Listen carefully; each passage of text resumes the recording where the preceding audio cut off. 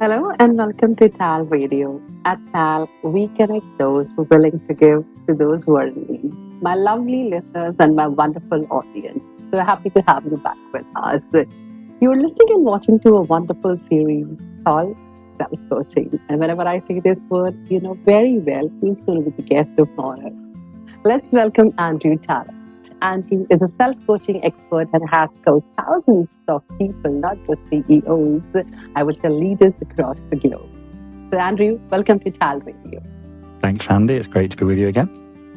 Lovely. Thank you so much. And today we would be discussing something that is very important in life and something that we really, I would say, it's kind of take a backseat in our life, that is improvement. Not just improvement, but continuous improvement. Embracing lifelong learning. So let me start by asking you, what does continuous improvement truly mean and why is it essential for personal and professional growth? Well, if you think about where we are in the world right now, the world is changing as we're speaking right now. Something is changing around the world. So something is changing for the better or for the worse, and therefore we have to adapt. And so if we keep doing the things the same way that we've always done them, it means we're probably going to get the same kind of results.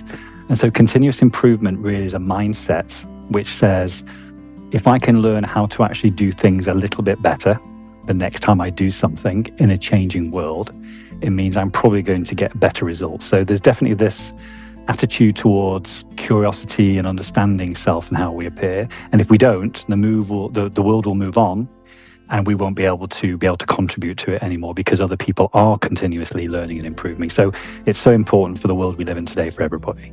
So moving on, I wanted to understand that, how can people develop a mindset that embraces lifelong learning and doesn't seem boring as such? I think here it's about almost splitting up this into two. So there's who we are as people and accepting that we make mistakes and that we get some things right and we get some things wrong. And then separating from that there's always something that we can learn from the things that happen around us and how we react to them, how we actually deal with them, how we actually feel about them. And if we just take some time to step back to think about those things, we'll find new ways of dealing with them. There's a good example. I've just come off a call with a potential client just now, and I actually tried something different in this call than I did in a previous call. And it ended up in a better kind of outcome, only because I tried it. I didn't know if it was going to work. So I think having that curiosity and separating out, we're always going to make mistakes, but what can we learn is the most important thing. And then just try it one step at a time.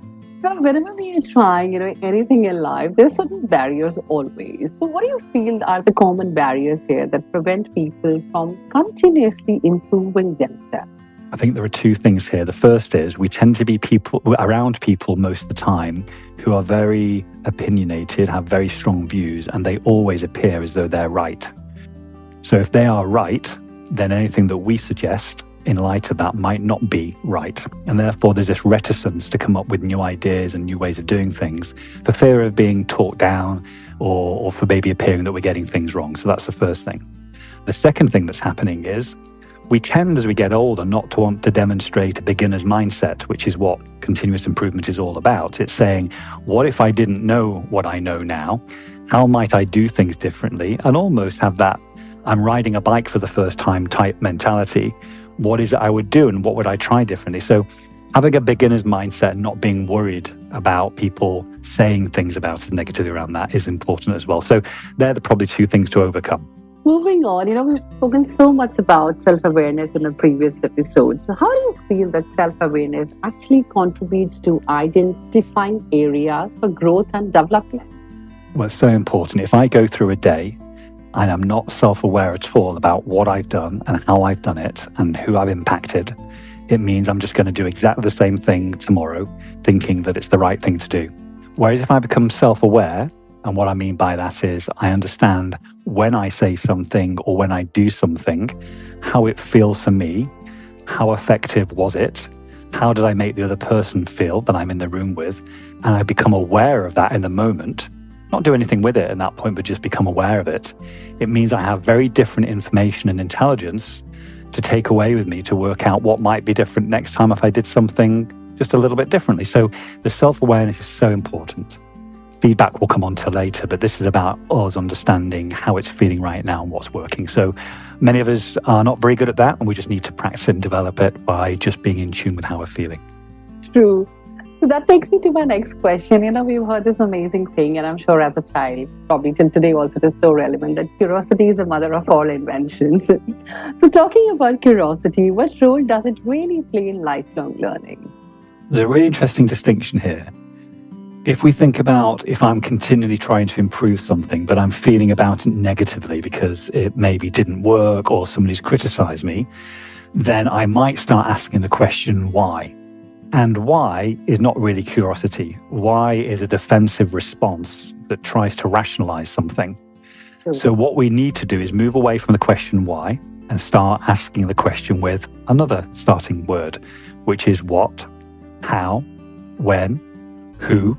All of those where, all those questions which aren't why, which allow us just to look at a different kind of set of circumstances that we find ourselves in next time. So what was it that I did that maybe made the other person feel negative? Where was I at the time that I did that? Was I feeling comfortable in that moment or was I not? When I am in this situation, what does it mean for me in terms of how I'm feeling? So all these questions are coming from a place of curiosity, because they're not defensive, negative questions, they're neutral, positive questions. And so that's what I encourage all the listeners to think about. It's a very interesting perspective of why is defensive in nature. Yeah. I mean, it's something that people can really take away, at least, from this particular podcast. And next time when you say why, it's saying you're being defensive about something. Yeah.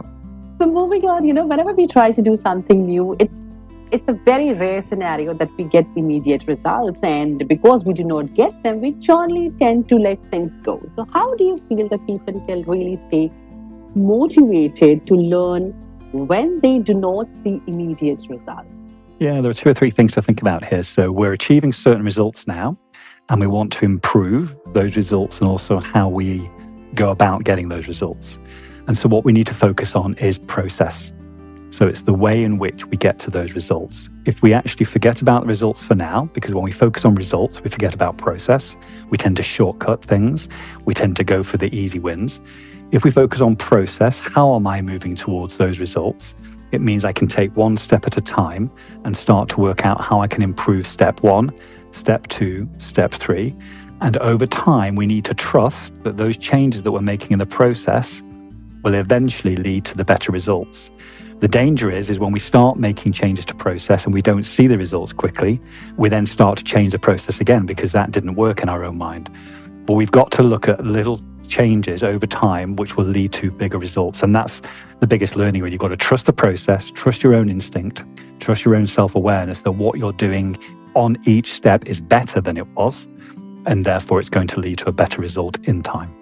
Trust the process. That is really true. Everything that happens for a reason. So moving on, how can setbacks and failures become opportunities for continuous improvement in our life? I love this because I remember somebody that taught me once that even the most difficult things that happen in our lives, when they're in front of us, don't necessarily feel like a gift. But there is a gift in everything, either from a learning opportunity or from another opportunity that comes up, because if we'd taken that one, then we couldn't take the one that was in front of us now. And many people feel sometimes very negative about whether it's a gift or not. A good example would be the person that played Superman in the first film, I think it was, Christopher Reeve. He was a very adventurous chap, and he used to do a lot of horse riding at speed. He raced horses, and he basically fell off a horse and he broke his spine. And he became paralyzed for the rest of his life. Now, even though it took him a while to obviously accept that in life, because he was a very frustrated person who was very active, he basically set up a foundation. He tried to make other people that were paraplegics learn how they could live their lives differently. And so that was a gift for him, which at the time was a massive setback, but he's made a difference in the world while he was alive to other people's lives. So it's very difficult in the moment, but anything that happens to us, as you said, happens for a reason. Let's see the gift in it, and what does that mean about what we can learn, how we can do it differently next time. Very true. In fact, while the process is going on, it might seem difficult, but you never know about the future. Exactly. So moving on, there are a lot of people who are very good at planning, and I'm sure at lifelong learnings also.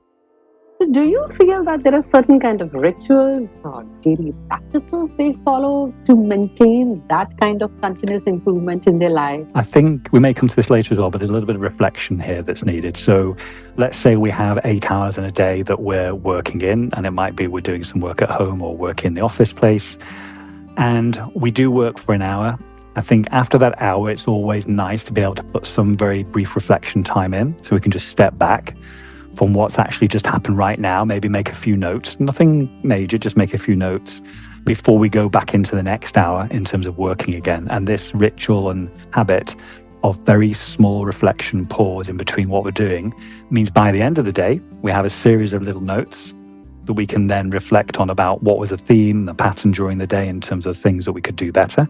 It might be the way we communicate, it might be the way we write, it might be the way we are being present, all of these little things.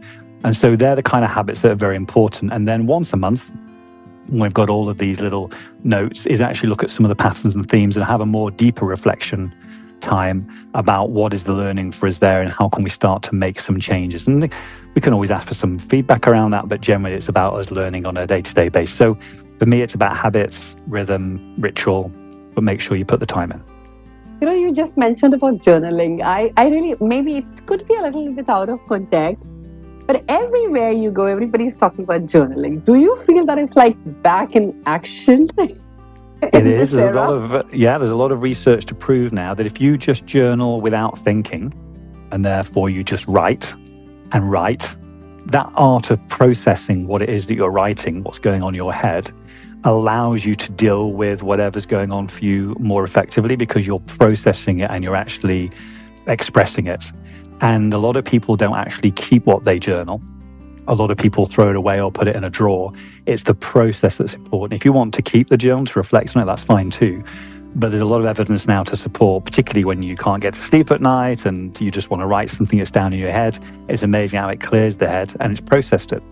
There's more and more people doing it now. It's much more effective. And it's not about talking into a phone or a dictation, or it's about physically writing, even if that's on an iPad, using the writing because that's where the processing takes place.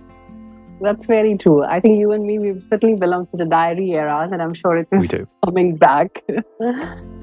So moving on, I really wanted to understand that, how can self-coaching help individuals to stay accountable to their goals, especially the growth goals? So when we've talked about self-coaching in the past, for those that haven't listened in the past, we've got 3 stages of self-coaching where we actually reconnect to who we are and what we're here for. We refocus on what's important for us to do in terms of what we're in service of. And then we regenerate the new version of ourselves by letting go of all the things that get in the way. So if we think of that as a self-coaching journey, a self-coaching cycle, it means at every single point in that cycle, we have this opportunity for continuous improvement. So for us to continually improve our understanding of who we are, for us to continually improve about how we manage our day and do the things we need to get done, and for continuously improving how we actually learn about ourselves to let go of things that aren't important. So self-coaching is really important in the sense of it's us managing ourselves and leading ourselves on a daily basis to do these things and be the best that we can possibly be, because all of us out there, or every single human being, has the potential to be more than they are right now. They just need to work out their own way of doing that, and obviously asking for help as well. Asking for help. So talking about help, let's talk about technology now. So with all the latest technology available and certainly the online resources which are available today, with all of us, how do you feel that they can really support lifelong? Well, we're in an age now where you could, after this call, go on to any AI tool and actually find out all the information you need to find out about in terms of what you need to improve. And so all the information is there. It's about what we do with it. What's very interesting, Sandy, as you know, in my field, is that there are so many people that read self-help books, self-development books, and then guess what? Even though they know it all, they can't implement it because they just don't necessarily take on board the learning and do something with it. So I think what we need to do with all the technology now, all the information is out of there. It's really picking and going in for the very small amounts of information that are right for you in this moment about a specific area, a specific step that you want to continually improve, and really trying to find out as much about that. And then from all of that information, just take one step, one commitment that you can do today that you want to try something different rather than try and do everything, because we feel overwhelmed if we try and do everything, and just take that one thing that resonates the most. So yes, it's fantastic to have it all, but just take it one step at a time and one thing at a time. One thing at a time. I think that is what leaders do. And since you work so much with the leaders, I really wanted to understand, do you feel that leaders can really foster a culture of lifelong learning, not just within the team, but within the whole organization? Absolutely. So if we think about the leader of an organization, whether it's a small team or large team, the whole organization, the way that the leader role models about not knowing and continuous learning is so important. So for example, if when I'm writing an email to people in the business or the organization and it's coming across as though I know all the answers and it's going to be my way or no way, then that is not continually learning and coming across as there's some other things to learn. So if I can come across in a much more open way, such as, look, I think from my experience, this is what we should do. I'm open to others challenging me from their experiences about what they think we should do. Please let me know and we can consider it. That's demonstrating that they're open to learning and also encouraging others to contribute to that. So that's whether it's email, phone calls, video calls, town halls, team meetings, it doesn't matter. It's about being consistent that I don't have all the answers and I'm learning all the time about how to improve how I work, and I need your feedback as well to help me to do that. So if we role model, we can expect others to do that. If we don't, and we fear we have all the answers, people aren't going to open up to us about the fact they don't know the answers. So it's really important that we do it in that way. That was one advice. Now, what advice would you give to someone who's really feeling stuck, both in their professional and personal life? If one is feeling stuck in either of those situations, it means that they're not looking at the problem from different angles. So if I'm stuck, it usually means I'm going around in a circle, trying to solve the same problem and coming back with the same answer. So if we take all the things we've been talking about today, it's about how we can look at what the gift is and certain things that are happening, becoming very self-aware, gaining feedback, we can get different perspectives on our problem, which allows us to maybe just try one thing slightly differently. It might be in a restaurant, try a different thing on the menu. It might be in a friendship, just be a bit more assertive. Whatever it is, we try that one thing and then eventually we move one step. We don't become completely unstuck, but we start to move. So rather than just relying on what we've got internally and resourcing from ourselves, have a look at what other people have in terms of their contribution. Wonderful. So that was a lovely segment. I'm sure our listeners have really enjoyed it. But before I let you go, there's something more in store for the listeners. So in case somebody is listening to us at the moment and, he or she could just adopt one lifelong learning habit, starting from today at this moment, what would you recommend and why? I think people relate to this. I think if from today, people can start to work and improve on how they are in conversations with their friends, family, and professional colleagues in this way, is that when they meet them, they don't speak first. They go into the conversation with an intention to feel what's going on for the person, understand where they are right now, and just listen. Be with them. It can be uncomfortable at first because there's a tendency for us to fill gaps and space and silence.